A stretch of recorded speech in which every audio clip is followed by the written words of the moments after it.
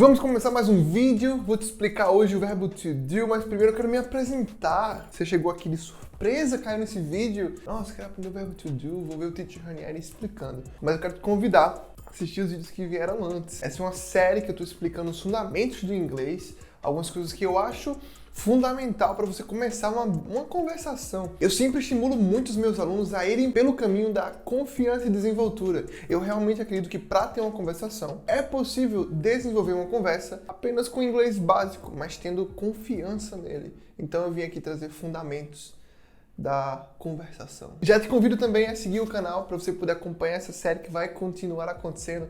Toda segunda-feira tem vídeo novo e eu sei que você vai curtir essa metodologia mais despojada, mais de boas e conseguir, enfim, aprender de uma forma sequenciada, né? É legal ter uma sequência no aprendizado. Primeiro de tudo, eu acho muito importante você entender como o verbo to do atua no inglês. A lógica de como ele funciona, né? Eu não tô falando muito de tradução, de ver exemplo e tal. Eu quero que você entenda a lógica, o background da coisa, como a coisa funciona mesmo, beleza? Então vamos nisso daí primeiro. Eu tenho algumas ilustrações bem infantis. E quem já tem aula comigo já sabe disso. Eu vou trazer essa ilustração aqui no vídeo hoje, mas não me julgue. Apenas tente entender comigo, beleza? Seguinte, temos classes diferentes de verbos.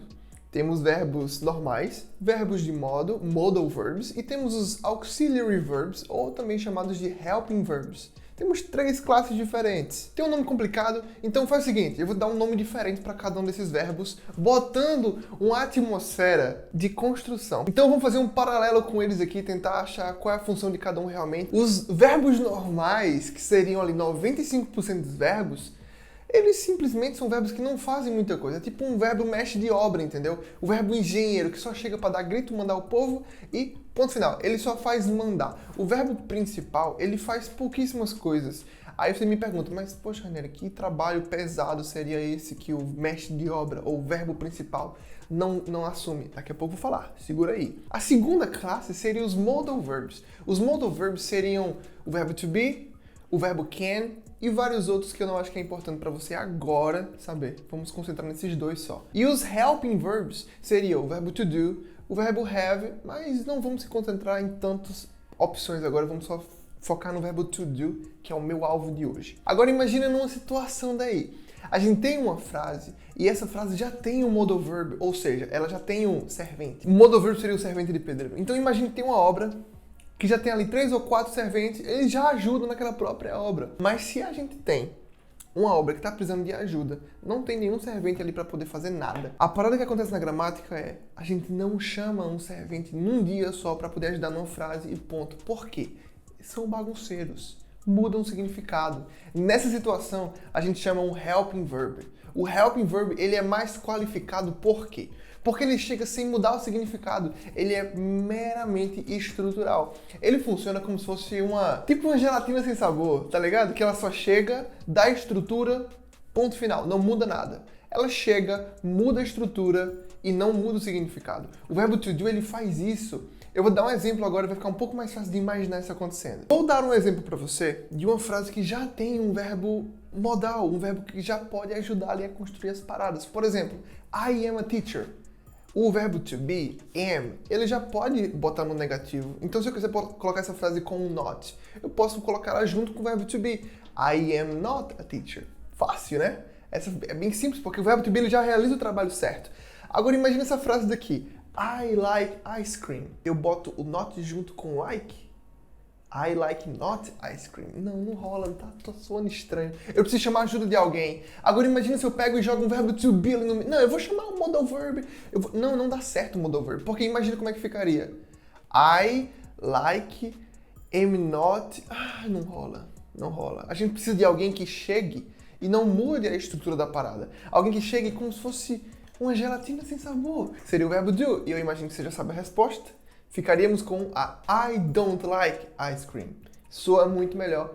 Talvez você já sabia que a resposta era essa, só não sabia por quê, e é por isso que eu estou aqui. Tendo isso em mente, que você já entendeu a lógica da coisa, que quando a gente tem uma frase que não tem nenhum verbo modal para fazer o trabalho, a gente tem que chamar o do.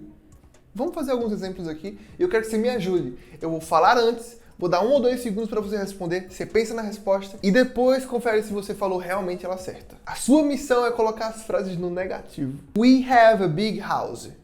No negativo, We don't have a big house. Muito bem. They work at the bank. Na negativa, they don't work at the bank. Muito bem. She is tired. No negativo seria she is not tired. Exatamente, a gente não precisa do verbo to do aí porque já tem o verbo to be para fazer a parada. Eu vou chamar o verbo to do nada. She is don't. Não precisa de ajuda agora. O verbo to be já resolve o problema. Agora, olha esse outro exemplo. He has a bike. Na negativa, ela seria he don't has a bike. É meio complicado porque a gente tá usando a terceira pessoa. E é aí que entra o does. O does vai ser usado na terceira pessoa do singular. He, she ou it. A gente não fala he do or she do. Seria he does or she does. Então, eu vou repetir a frase, você pensa na resposta, fala em voz alta e confere comigo. He has a bike. Seria he doesn't have a bike. O verbo ele volta pro normal, lembra disso. Quando o auxiliar chega para resolver a parada, todo mundo para de trabalhar. Então, o verbo lá que estava mudado, ao invés de have, estava has, volta pro normal, entendeu? He has a bike seria he doesn't have a bike. Mais um exemplo para eu ter certeza que você conseguiu entender. She plays volleyball every weekend. She plays volleyball every weekend. No negativo seria em voz alta, tem que falar em voz alta. Sim, exato. She doesn't play volleyball every weekend. Mais uma. The piano has an amazing sound. The piano has an amazing sound. Falando no negativo, ficaria the piano... Sim, não, fale primeiro. The piano doesn't have an amazing sound. Robert works as a driver. Robert works as a driver. Na negativa seria Robert doesn't work as a driver. Porque Robert seria he. He é a terceira pessoa, certo? Então seria Robert doesn't work. Good? Vamos continuar. Mas calma aí, pô. Tá assistindo até aqui, não curtiu o vídeo e não é inscrito?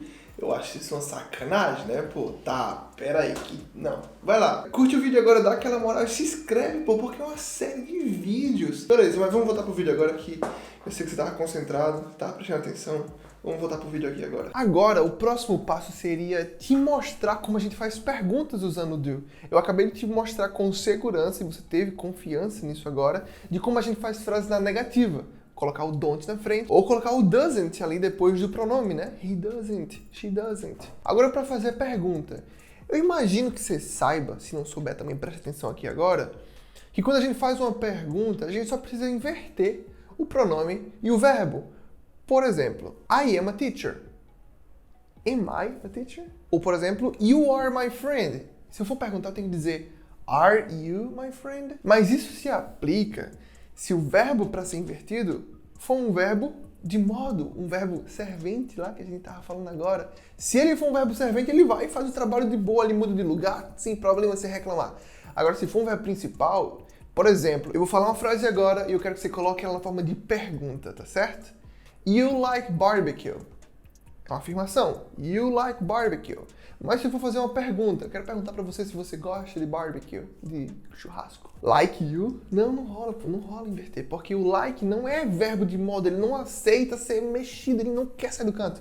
Então você tem que chamar algum helping verb. Você tem que chamar um verbo auxiliar pra chegar lá na frente. Então ficaria do you like barbecue? A gente só muda a sequência se for um verbo de modo. Se for um verbo normal, tem que colocar o do na frente. Então seria do you like barbecue? Lembra a entonação? Do you like barbecue? Do you like barbecue? Mais uma frase para você testar. He works as a musician. He works as a musician.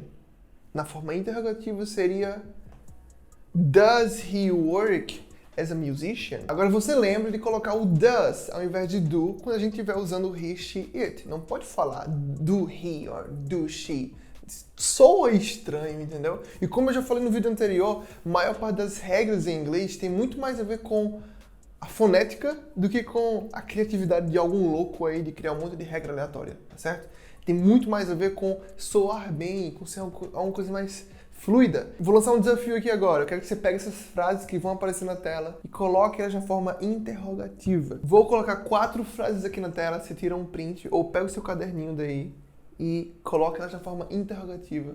Isso é um pouco mais difícil, mas eu sei que você consegue. O verbo do ele também serve para colocar algumas frases no passado, porém o past simple é o assunto do nosso próximo vídeo. Então segura as pontas aí. Segunda-feira, toda segunda-feira tem vídeo novo. Eu já te peço para você se inscrever no canal, curtir esse vídeo porque me ajuda a entender que os vídeos estão sendo feitos da forma correta ou de alguma forma que você está gostando. Se tem alguma sugestão, pode lançar nos comentários que aí eu vou me dedicar, fazer o máximo para entregar esses vídeos o quanto antes possível, né? Me segue no Instagram, porque eu sempre posto vídeo lá, eu posto sempre os reels, que eu faço umas palhaçadas, né? Então se você me conheceu aqui pelo YouTube, eu tenho certeza que você vai curtir meu conteúdo lá no Instagram. Eu posto com um pouco mais de frequência, sempre tem um carrossel, ou um reels, ou uma comédia, ou uns stories para você ver, tá certo?